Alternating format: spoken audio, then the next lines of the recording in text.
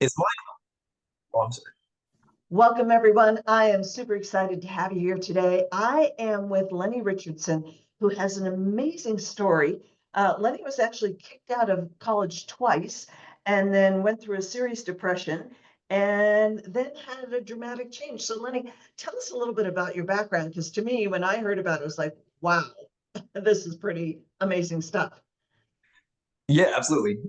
So I went to college at Penn State University. For anyone that's familiar with that, it's a pretty big university in the United States. Um, Initially went on an engineering scholarship, and sort of kind of throughout freshman and sophomore year, sort of tried to contemplate what exactly I wanted to do with my life. Long story short, determined that it was not engineering, switched majors, and that caused me to get kicked out. That was the first time I got kicked out. Um, I always tell people it's when I say kicked out, I think it kind of leads to sort of a negative insight, and people think, "Oh, what did he do wrong? How'd that happen?" It wasn't for academic reasons. There was nothing drug related or anything crazy like that. It was purely financial. I lost my scholarship, and they politely pretty much told me, "Do not come back next semester." So But is that what caused you to go into this depression? that was part of it. Yes, yeah. That I would say that was a big contributor at the time. I was sort of already going through kind of a little bit of depression, but certainly getting kicked out and being told not to come back, and then you have to kind of figure out what your life is going to be like. That contributed a lot. I think once I kind of got into the real world, so to speak, and had to work a job, that really, I would say, increased how much depression I had. Mainly because I think the people I was around, they were in situations where they weren't very happy. You kind of absorb all of the unhappiness from other people. I think a big part of it too was I didn't feel fulfilled with what I was doing. Pretty much the main jobs was I was working at a gas station, usually in the mornings and early afternoons. And then after that, I would nap for a bit and then work at it was an Irish pub as a dishwasher and a busser, usually until anywhere from about 10 p.m. or 2 a.m., depending on when the bar closed. But not what I had anticipated when I went to Penn State. Right. So that Yeah. certainly added to the depression. So fast forward, and you found this system, I'm going to call it, Mhm. eudaimonia, and it changed your life. Tell us about that. Yeah. So when I was sort of kind of working at the gas station and working at a bar, I was doing other jobs on the side too. But pretty much, I kind of took time to think about how did I get here and what's going wrong and how do I fix this. Um, Sadly, at a college campus, there weren't many people around who could answer that question. Um, Penn State's known as a party school, so there were no students who wanted to take a break from partying to help me come up with some good answers. Right. So it was pretty much up to me to come up with solutions. Basically, the simplest thing I figured would be beneficial was just to read. And so I'd go to the library a lot, read when I had free time. And beyond that, I would take books out, try to sneak in a little bit of reading when I was working. And I got really deep into philosophy because philosophy is kind of a lot of it's just asking questions and trying to come up with answers. Right. It led me down a rabbit hole to Greek philosophy. And through Greek philosophy, I kind of learned about this framework of eudaimonia. Um, Originally, it was from Socrates, but Socrates didn't write things. So I guess his students, like Aristotle, sort of wrote it on his behalf.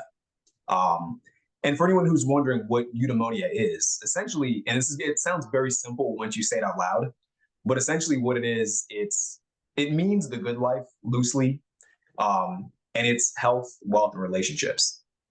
So Socrates sort of says that in order to live a fulfilled life or a high quality lifestyle, you need to always be focusing on building up your health, your wealth, and your relationships. And I've sort of gone on to call them pillars because I think pillars is a simpler way to kind of picture these three categories. But that's sort of what he preaches or teaches, at least, is that you need to constantly be trying to improve your health. You need to constantly be improving your finances. You need to constantly be improving your relationships. Um, and relationships, by the way, I always want to point out it's not just about relationships with a spouse or in a dating aspect. Um, Sure. it's also platonic, it's business, any relationship you can think of, that's part of what he's referring to.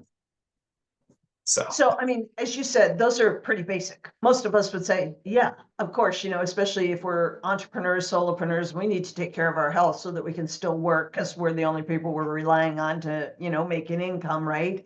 mhm. Uh, most people want to have enough money so that they just don't even have to worry about things, right? Maybe they don't need to be wealthy, but who wants to have to worry about making them, being able to pay the bills every month? I don't know anybody who wants to be in that situation. And unfortunately, so many people are, uh, particularly with what's going on in the global economy right now, right? And then relationships, I mean, as human beings, we're wired for relationships, right? That's who we are. So obviously, there's way more to this than just, okay, make sure you got lots of money, make sure you're healthy, make sure you've got good relationships. So, um, and a lot of what you talk about is time management. So I really want to dig into because I don't know anybody who's sitting around twiddling with their thumbs saying, oh, I've got all the hours in the day that I need to do what I need to do for my business, for my family, for my health. We all feel stretched so thin. So how do you take this eudaimonia and turn it into an amazing time management system? Yeah. So it's funny you say this because I realized over years of kind of thinking about it. First of all, in myself, when I first learned about that idea, I realized that I was lacking in basically every category. My health was terrible. Finances, of course, working at a gas station bar doesn't typically pay very much. Yeah. Um, finances weren't very good. Relationships also weren't very good because I was working so much. I didn't have much time to spend with people. I wasn't very social at the time anyway, so that didn't help. But kind of over the years, when I tried to initially, I had a kind of business in the past where I tried to help people build up these pillars, and it didn't work out that well. Um, Sort of the reason why is because I think it's too much all at once to try to get Hmm. someone who, say, for example, might just have money, but they don't have good relationships and they don't have good health. It's difficult to kind of get them to change overnight.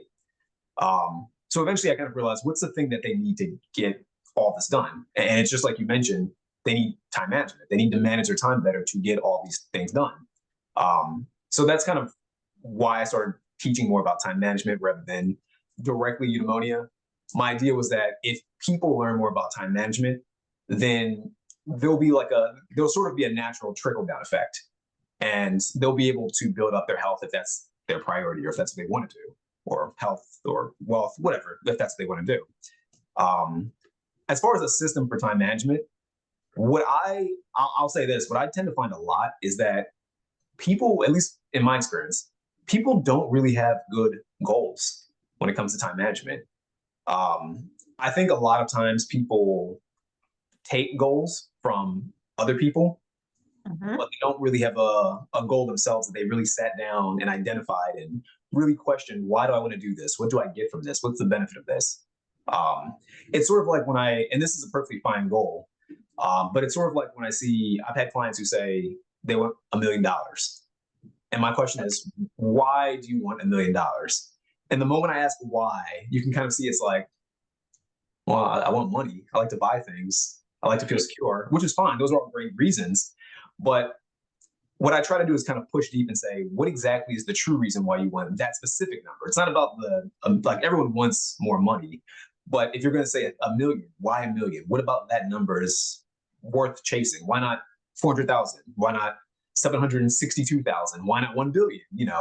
Right. So it becomes a situation where I think that number sounded good and people repeat it, which is, again, it's not the worst thing in the world. Um, but I think the more clear people are in their goals and the more clear in what they want out of life, the easier it is to reverse engineer what the steps are to get the things they want. Hopefully that makes sense. Yeah. So a lot of people watching this, listening to this, they're online marketers, affiliate marketers, network marketers, and kind of the $1 million thing. It's either people want to make $1 million or the kind of gold standard is if I could only make $10,000 or more a month, right? Be a six-figure earner. So how do you start with that person? And let's say there's somebody like me that totally believes in having multiple streams of income because, you can't put all your eggs in one basket anymore. So they're trying to juggle building this business, building this business, building this business. Maybe they've got 3 or 4 businesses going on. Where would you start with that person? So I come to you and I say, Lenny, I want to make $10,000 a month. I want to make $120,000 a year, and I've got 3 different businesses going on, and I'm pulling my hair out. I'm crazy busy. Where do you start with that person? So the very, very first thing I would just say is, why do you want that number? That'd be like my very first question. And I would try to get like as specific as possible. The reason why I would do that is because sometimes the bar is set too high. And in my personal experience, if you don't hit that bar quickly enough, or if you fail too frequently, you give up on trying to reach that goal altogether, which is what we do not want that. We don't want you to give up on the goal. So if someone said, I don't want to put words in your mouth, but let's say it's a hypothetical person who says, I want to make $10,000 a month. And I say, why? Maybe they'll respond, and this tends to be a somewhat common response. I just want to do more things that I like doing and be able to afford doing those things. So I want to have basically more freedom is kind of the word that gets thrown around a lot. And it's like, okay, what does freedom look like to you? Well, freedom to me, and this is kind of where I think a lot of people haven't thought about it as much. Freedom might be for some people, well, I just don't want to wake up at 9 a.m. and clock in, which is perfect. I think a lot of people, that's the case. And it's like, okay, what can you do to get to not clocking in at a job? Does it mean you need to get 10K? Or could you have your own job developing, I'm making this up off the top of my head, websites Sure. or selling books or affiliate marketing, network marketing, whatever? Could you do that thing, make $4,000 and still ultimately get the lifestyle you want? And then as we kind of get into it, they might say, yeah, I could do that. Is 4,000 easier to get than 10,000? Sure. It very well could Right. be. And do you think you can do one thing to get to 4,000, or do you think you need 3 things to get to 4,000? Well, I can probably do one thing to get to 4,000. Okay, now we go deeper. What's the one thing you can do that you may have tested out or that you might have experience with that'll get you at least some money? Because you haven't hit 4,000 in this hypothetical yet, but what has made some money, or at least what have you seen people do that can make money? Affiliate marketing, network marketing. Perfect. Let's just do affiliate marketing and network marketing activities until you reach that goal. And let's eliminate, for the most part, everything else that's not getting us closer to that goal.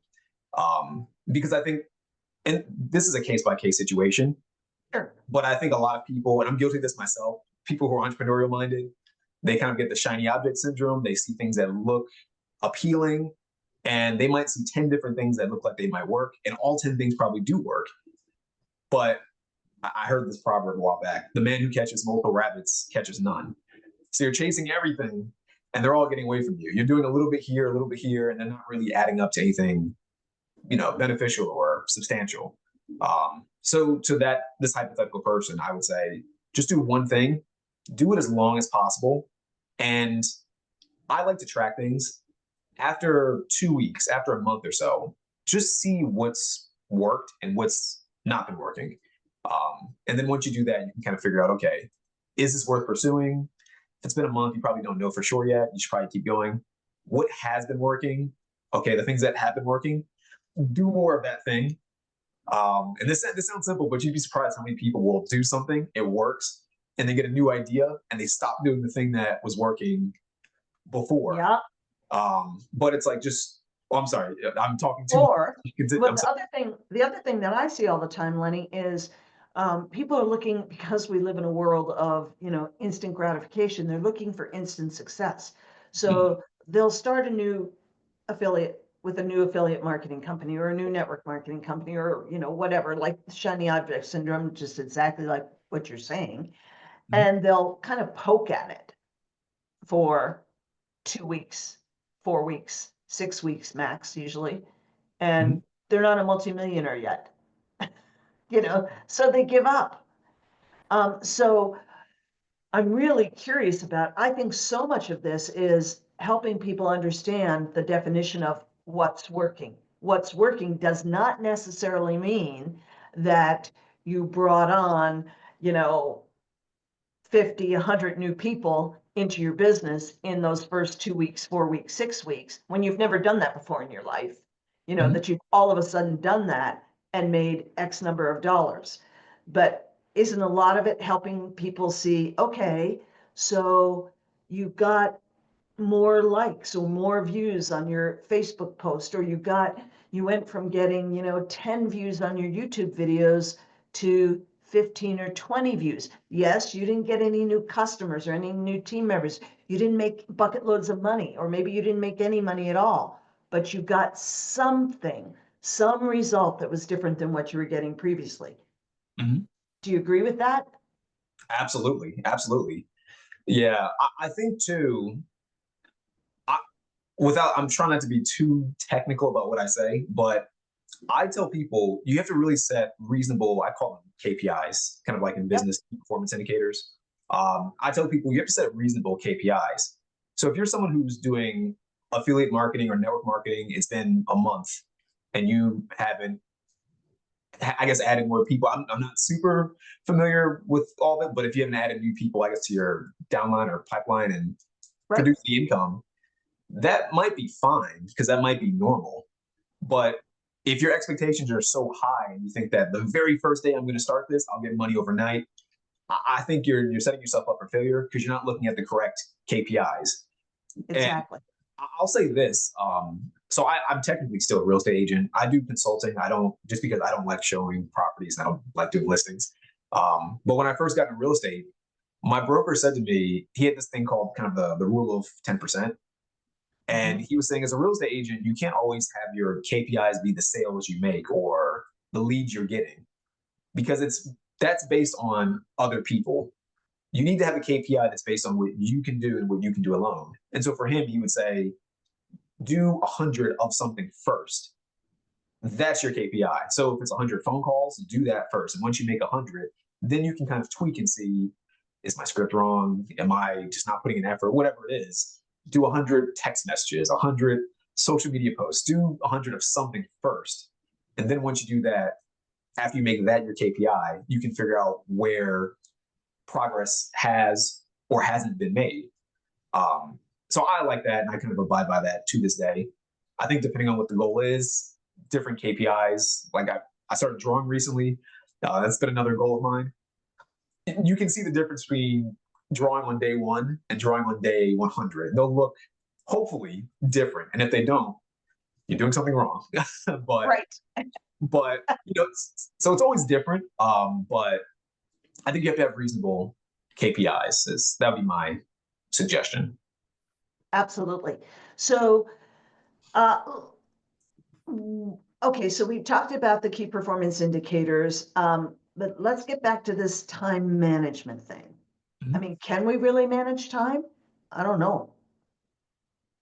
Yeah, Well, I, I've heard people say that you can't really manage time. I guess depending on how they would define that, maybe I'd be willing to agree.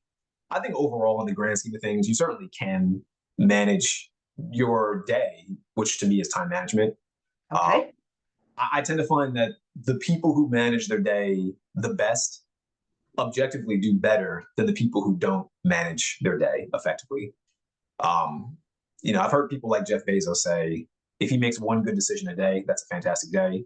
And I know he's extreme. Obviously, he's a billionaire, owner of a massive company. But I think that same general rule can still apply. I think if you're someone who doesn't manage your day effectively, you wake up, and this used to be me, you wake up late.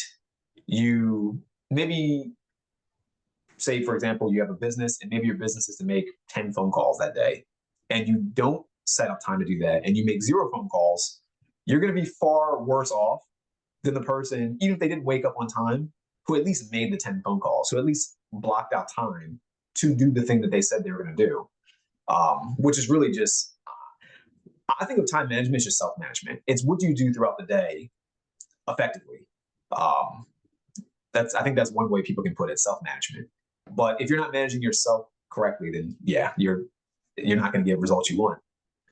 So, lots of people talk about time management, and I think lots of people, like maybe they'll go to a new time management course or something, and it's, all about time blocking, or they get some new kind of, physical or online day timer or something like that, and they say, okay, yeah, I'm going to do this. I'm going to do this.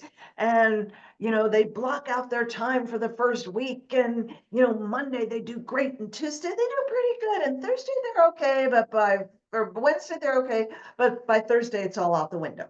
So what exactly is your time management system, or how do you teach people to manage time, and how do you keep them in the game?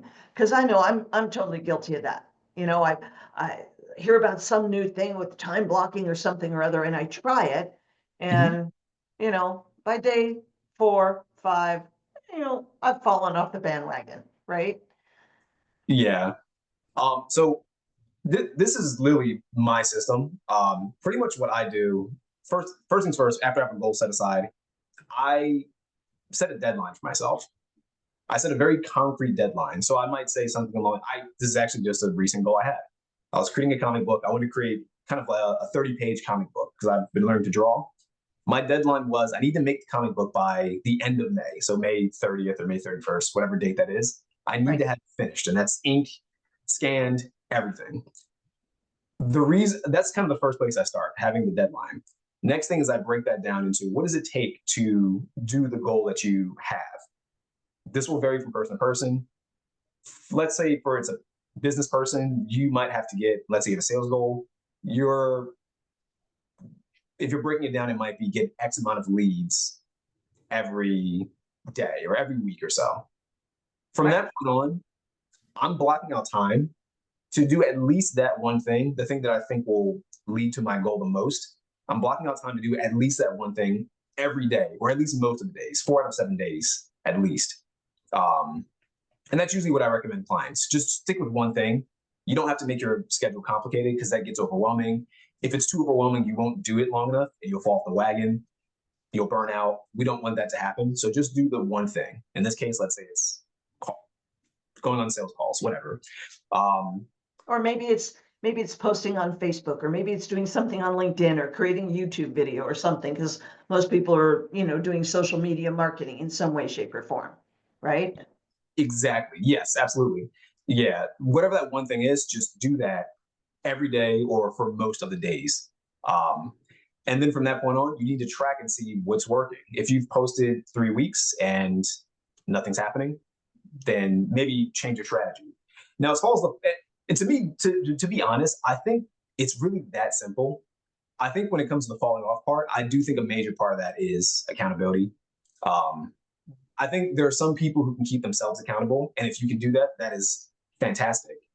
But I think there's a lot of people who cannot keep themselves accountable, and I think I'm guilty of this too. I think we as humans are great at like justifying why we shouldn't do something or why we should delay doing something or why today's not the best day to do something. Um, so this is what I tell people. You can either find someone like myself who will help you stay on track and really like keep you accountable through weekly sessions. If they have a group like this, I think this is fantastic because if you have a group like this, you share your goals with someone else in the group. They can report to you every week and say, hey, hypothetical person, Jonathan or whatever, did you do A, B, and C this week?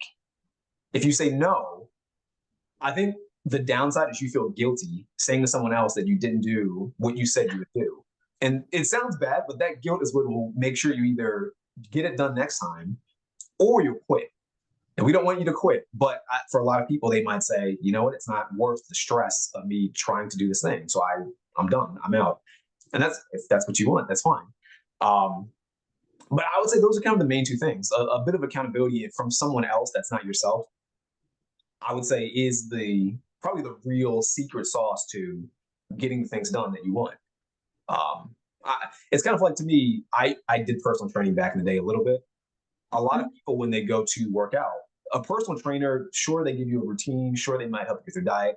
But I think really what they do the best is it's someone that's not you, making sure you get to the gym or whatever your workout of choice Right. is. They're making sure you do it enough to see results because a lot of people just don't do the things they need to do long enough to see the results that they want. So let's tie this all back into, help me with this word, eudaimonia. Yes. So let's say you've got your system down now. How does this help you achieve eudaimonia? Is that what we're doing? We're achieving eudaimonia? Yes, yeah. So yeah, I think in the grand scheme of things, it's always a ongoing process of kind of working towards eudaimonia. Um, I My personal suggestion to people, if someone came to me and said, Lenny, I just found out about eudaimonia, it sounds awesome. Where do I begin? What do I do? I would say if you have no clue, start with health. Work on your health for 4 months, create a fitness goal, just work on it, see where you're at after 4 months. If you're happy with the progress you made, take 4 months, now work on finances. If that's paying off bills, if that's starting a new business, if that's trying to increase your skills to maybe gain more money or get a promotion at your current job or get a new job, whatever it is, do that for 4 months. If you're happy with where you're at, move on to relationships. Relationships, maybe meet more people for coffee, network with more people. If you're trying to date, go on more dates. Whatever it is that you want to do in that category, work on that thing. I would say for 4 months, if you have no idea where to begin, or if you have no idea like what's missing, if you haven't thought about it enough, um, that's my suggestion. And I tell people this is not sort of a there's no finish line to this. This is always something you'll be working on. There's no perfect health. There's no perfect, you won't have the perfect relationships. There's no perfect finances. For anyone that wants to make 10K a month or 100K a month, I can guarantee that once they get it, they'll probably go, you know what, 150K actually sounds pretty good. Let's move up a little bit. Or I think this is the Yeah. reason why you see people who are billionaires, because there's no real bar that they'll ever be satisfied with. So they keep doing more things to keep going in life. I mean, that's my philosophy at least. Yeah. But yeah, it's an ongoing process. There's no end game to eudaimonia or trying to build up those pillars. So Lenny, if people want to find out more about your work, how do they find out about you? If anyone wants to reach out directly, my personal website is lennyrichandson.online. If they want to reach out to my company, Productivity Accelerator, the website is productivityaccelerator.org.